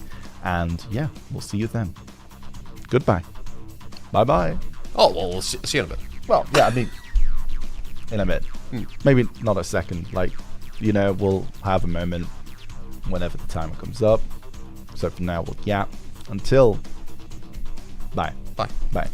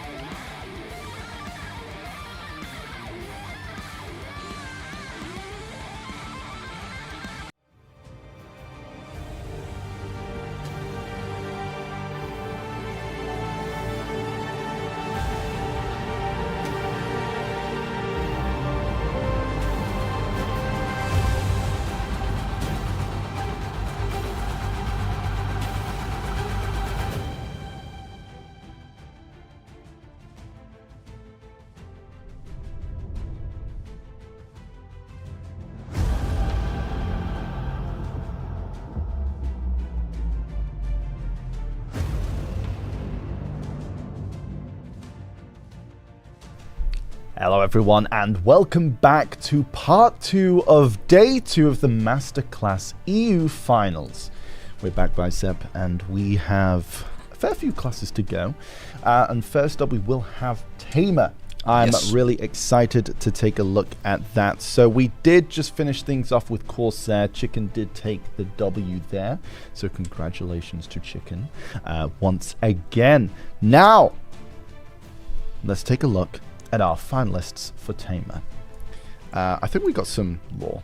Let's see how this lore is compared to the lore that we had for the for the Corsair. Okay, so we got Yuba versus Grismine. Okay, so let's take a look. For Yuba, in Comfy, I do believe, is an old school player that has played a lot of small scale PvP. Apparently playing Awakening, I think so, allegedly, according to our esteemed sources. And for Grismine, they are also in Comfy. So it's Comfy versus Comfy, I do believe. Comfy's definitely going to end up on top today. Yeah. There's been a few times, actually. Comfy has been like popping up a lot, which is really interesting to see. Yeah. Apparently they're on Succession. They've played since release, are the same class and have never changed. Except from, well, yeah, here we go. Switched to Succession 5 years ago. Usually gets into top 20 in AOS every season. And Masterclass is their first tournament. Okay. Very interesting to see. I'm looking forward to that. Let's take a look at the brackets. Look at their journey so far towards the finals. Yuba, let's see where they have gone through. Okay, so they took a 2-0 win against Kraft, 2-0 win against Just Skell, 2-0 win versus Ukyuk, and 2-1 win versus Cup. So a pretty good, dominant kind of tournament so far. So very well played. Now let's take a look at Grizz.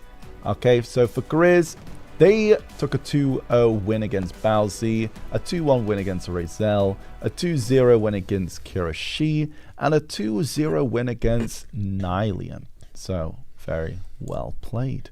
Okay, and now they're in the finals against Yuba. So, Bicep. I mean, we had a little chat about this in the break with we're wondering if this is going to be a very similar situation to maybe even the Kuno and possibly the Ranger that we had yesterday. Yeah, like these are historically some of the best dueling classes in the game. Yeah. Like Tamers and Rangers and Kunos, right? They're all known for being amazing duelists.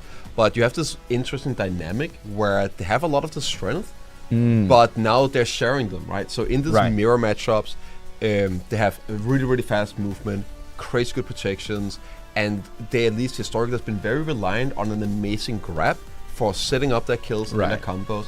But with the recent grab chains, which has now a small wind up, it's easier to punish the grabs, and it's harder to land them.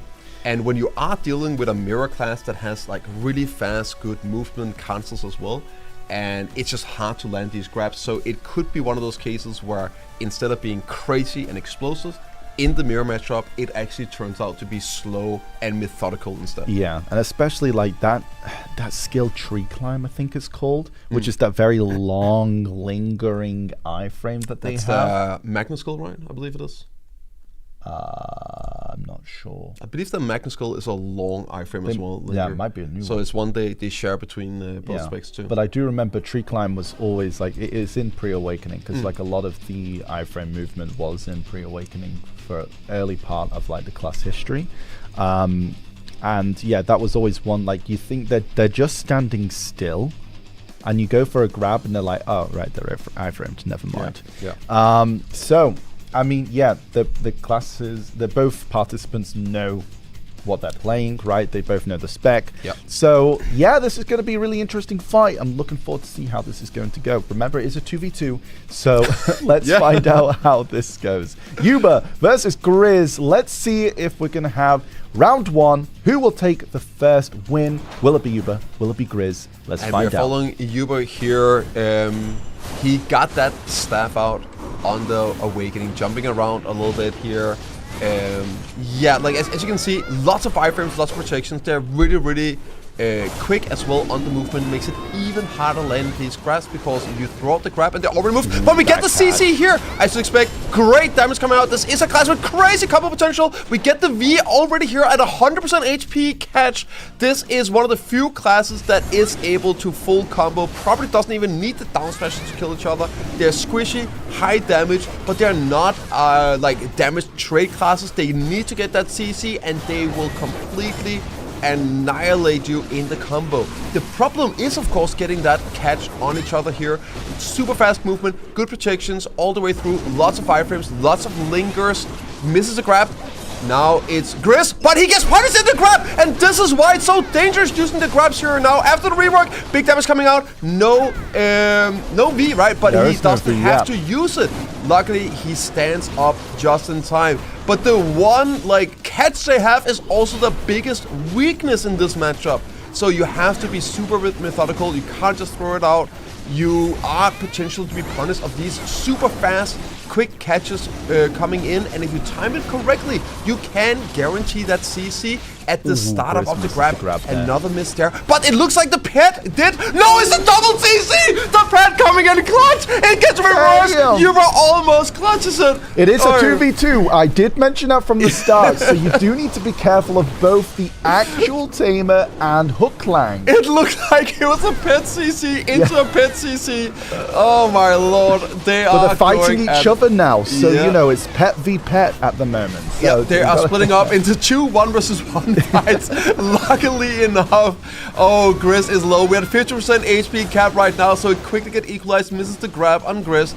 Yuber has the upper hand right now. He's going in, misses his own grab, but no punish coming out for it. So we're back into the neutral game. There is a couple gaps here. You see there are front guards, there are some places to aim for, and the pet comes in, hits him in the back, but no follow-up. It's so short, the distance is there. You don't have any real range follow-up, but he gets it again. V on Yuba. Quick V. It is now completely equalized. 30 seconds remaining. Both V's down. Any mistake now will spell the end for either participants. And as we've seen multiple times, you linger those front guards a little too long and a pit comes in and is like, nope, not today. Now the question is, can they follow up on it? Good damage trade coming in here. Misses the grab. There is 10 seconds left. One grab is down. No more. There is one chance. He gets the CC onto Chris and he gets the kill with 5 seconds remaining. Wow, what a round. Very well played to Yuba there. And yeah, it's also so funny because when you look at the both hooklangs, one is smaller than the other because of succession. Tamer. But like, no, it's interesting to see as well because I think as the round goes on, the succession might have a bit more of an upper edge because they have much larger AoEs on their skills. And you've got to be really careful for that pit skill, that trap skill that has like a lot of hits on their, I think it's a stiffen, and you'll see it. It's like a hook. Yes, exactly. And this is a very big one that can just be a catch because it's where I believe hook line is, so you can use that to get a catch that way too. Oh yeah, so they're in it here. You were taking that first round, and like these two here are here to fight. They're here to win. They are not playing this defensive. We are seeing a lot of catches and CCs throughout these matches, coming down right to the wire. Super fast pace. These classes really are showing why they've been historically dominant in the duelist scene. There's like these openings and that pit. You have 2 things you have to watch out for now. It's not just the opponent misses the grab. No punish coming out though. Dashing around. Now you have to be careful. The whole vault or whatever it's called coming in, misses a grab on it. It's a great engage in for the grab, but it's not as quick as it used to be. So there is this opening. You can see him coming in. You can line up that CC for when he tries to throw out the grab. Nothing landing at the moment though. 80% HP capped. You were playing really good here, hanging back, waiting for the cooldowns to come up. Dashes out of the grab from Grizz. Now Uber is under pressure. Once you have that grab upper hand, you can play more aggressive. You don't have to worry about the distance as much.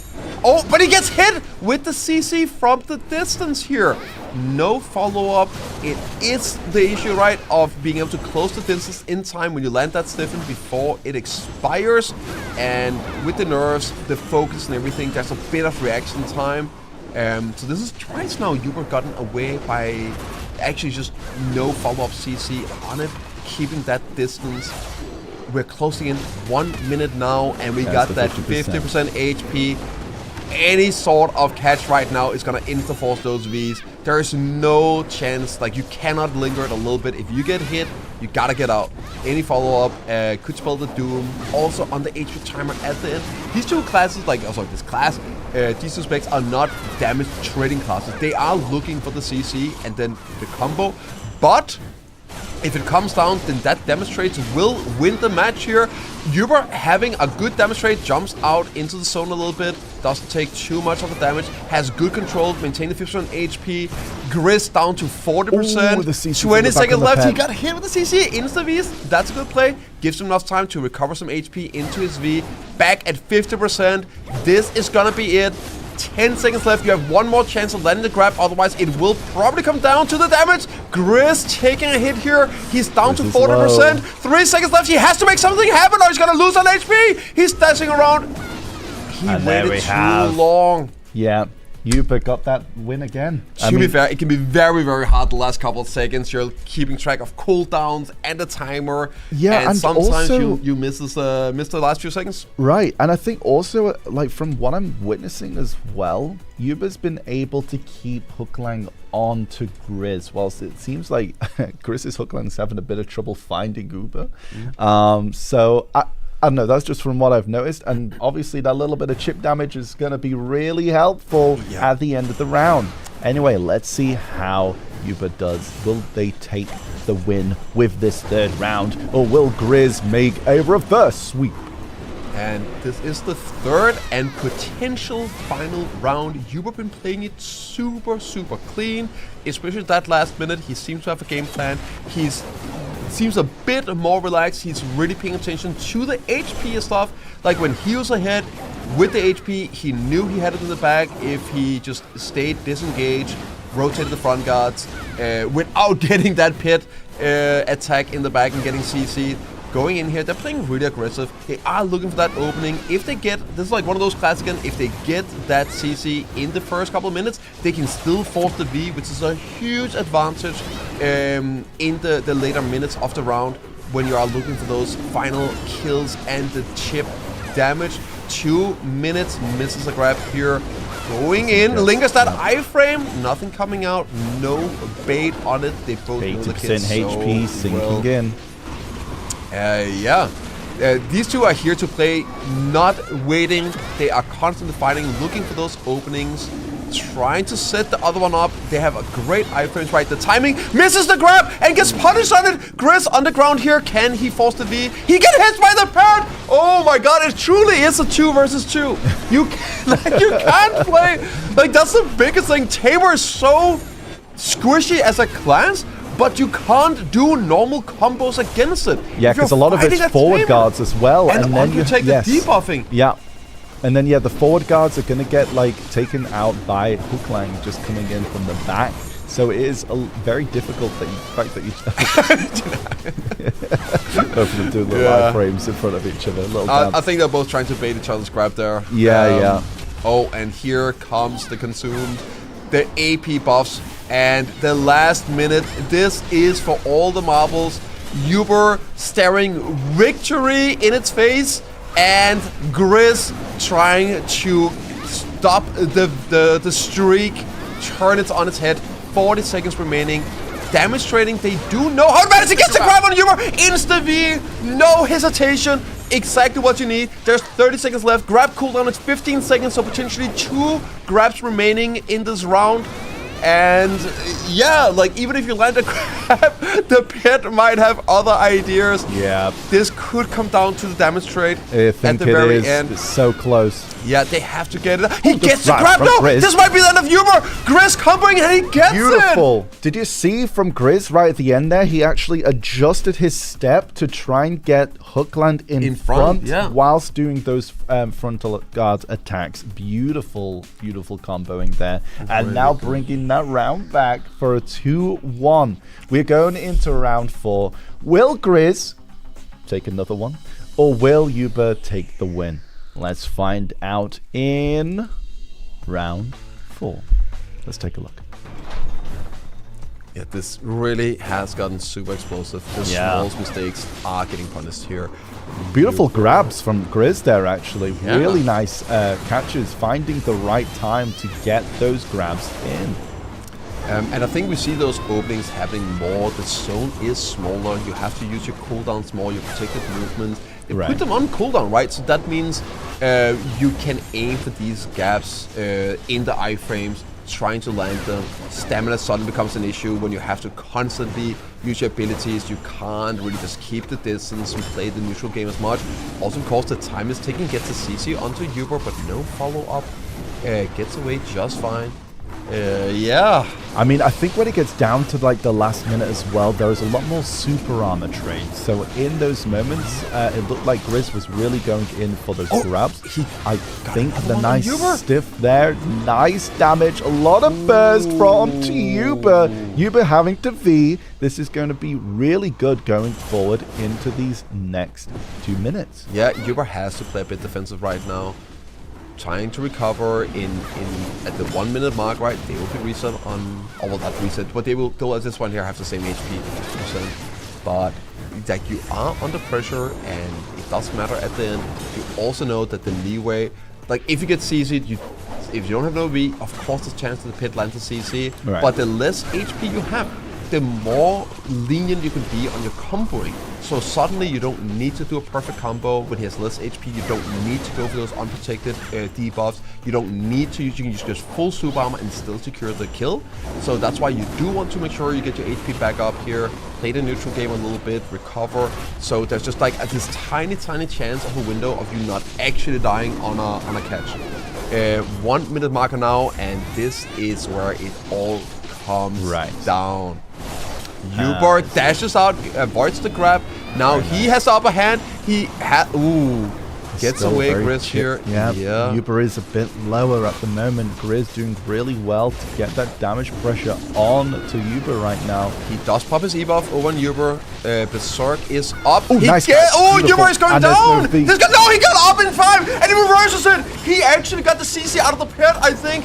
Got up, got the down. 30 seconds left. No Vs on either of them. HP is super low. They're both at the same point. This is it. 23 seconds remaining. Can Grizz get this point, or is Uber gonna take the W? Oh, it is getting so close We're now. talking less than 5% HP difference as well. 10% difference at the moment. Uber has the upper hand. He is looking. 5 seconds left. He dodges the grab. This is gonna be his match as all he has to do is not get hit and he gets it. No, that's Uber. And there it is. Is the champion. Ooh. Right at the end, getting that catch. The pet. Up from that one.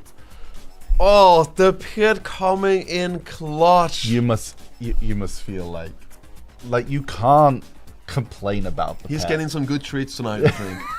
He earned it. Hook like earned it. Yeah. Very well played. The Good teammate Dougal. got the W.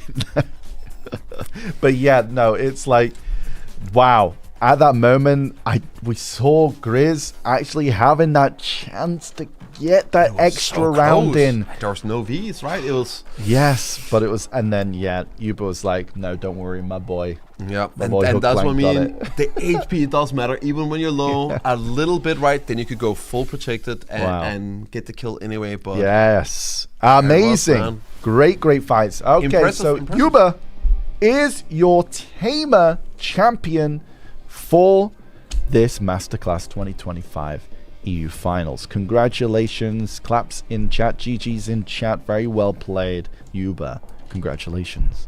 And yeah, of course, they're comfy on top again, since there's only comfy in the finals for Tamer. Okay. We had one monkey earlier on, and now it's time for the second monkey. For we have Wukong. We have Wukong, and let's go over some lore here. First are our finalists. We have Online and Astafall. Online, GM of Rat in Conquer. Good friends with Lua and Mela, also known as Yellow. Was expected to participate on Dosa given his time on it and practice, but stayed on Wukong. Freak ones. Gave a guild to join on EU for C-Zane, so probably deserves to lose. Fair enough. Based. Also, crazy Awakening Drakania back then before Dosa's release. Well, okay. Whoever our informant is apparently going in pretty hard on online there. But anyway. Since this EU tournament as well, yeah. Yeah. And now we got the boss himself. Right. And now, Astafall said he hasn't played the class for like 2 weeks, called himself rusty mainly on Dosa, thought he was done after the 8th match, and realized he was selected for finals, thinking he would have been eliminated round 1. Can relate. They're a part of Edgy Squad, so yeah, very interesting to see how this one's going to go. Online versus Astafall. Let's take a look at the brackets and see their journey so far, shall we? Okay, here we are. So, we do have Online first. Let's take a look at their journey.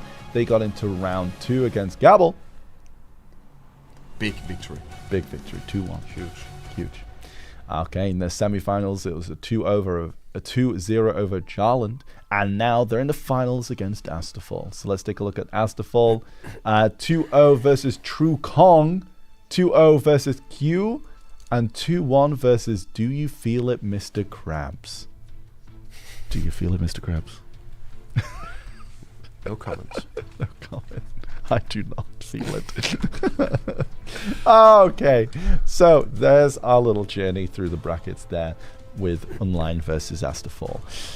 Well, I think we are ready, Bicep, to get into this first round of Wukong 2025 Masterclass EU Finals. Exciting to see this one. Yeah. Yep, the newest class as well in the game. Absolutely. For Let's And Games begin. Uni is taking the center.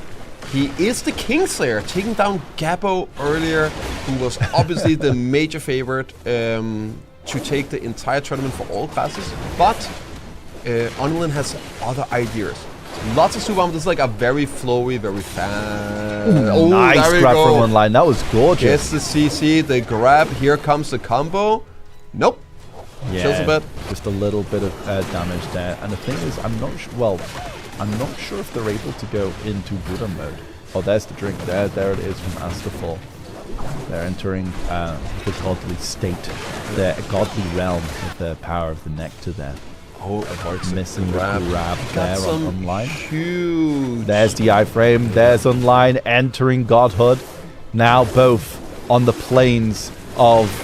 Oh, beautiful grab. Online is getting right those there. beautiful CCs. And now comes out the full combo. That's looking a lot better. And V. Knows. Oh no, not V. They're going into. Oh, he got backshotted. Oh, he tried to jump away, but got hit in the back by the big AoEs, and didn't even have a chance to V. Yeah, the squad rolled up, throwing those poles straight out, and then extending, and yeah, it was big pole explosion. Yeah, big pole explosion. Sure. Yeah. It was many. Yeah. Right. Okay. Round 2. I blame Gabbo. Right, they are off to the fight again. Unlan definitely being super clean at this so far, getting the CCs, getting the grabs, and also just the damage, man. Following up, being aggressive. Yeah, like it's a class with huge AoEs. I was trying to say before it all just went crazy. Good jumps, misses the grab here. Now they're trying right now to get their godhood state right now, so all this at the start is just so they can get it. But but he gets CC'd. Okay. Also damage looking not that big. And there it is. Astafall entering Buddha state, allowing them to go into wireframe as well, so they're protected at that moment. Online trying to get it as well. There he is. He's going into his Buddha state, and now the fight begins. Oh, he got the CC. He got the stiffen into the hot CC. Is there a follow up? No. But there's still a lot of chunk. Yeah, that's a lot of damage. It looked like he only got one hot CC. I know one of the nice big catch on online, but doesn't able to follow it up from Astafall there. Don't think he knows. I know one of the big issues that Wukong is experiencing in PvP. Pretty much the only. Oh, the hits in the back. Such a big chunk. He did it before, just killed him without even getting the V out just from the back attack. But yeah, like that second CC is one of the issues in the kit. It has a hard time following up with a second CC. Yeah. So that's probably what we're happening before as well. They're both playing the same class, so they both have it's the completely same. Equalized, Yeah, both riding on Nimbus there, trying to get a bit of distance away from each other at that point. But I mean, the class, it has the grab, it has crazy good protections, good movement, big damage, and great areas. You see the size of these explosions. They are there's the remand there. Massive. Oh, it's 1 minute left, but there's no real HP recovery going on over from Astafall. Onlin is great online at out of Buddha mode, I think, as well. Not able to maintain the Buddha state. This is the grab, I believe. Astafall is, however, in Buddha state. Online's back in. Online's back in now, yeah. 30 seconds left. We should probably be seeing some E-buffs coming out here for the last push of damage. 20 seconds remaining. Onlin got a big edge right now.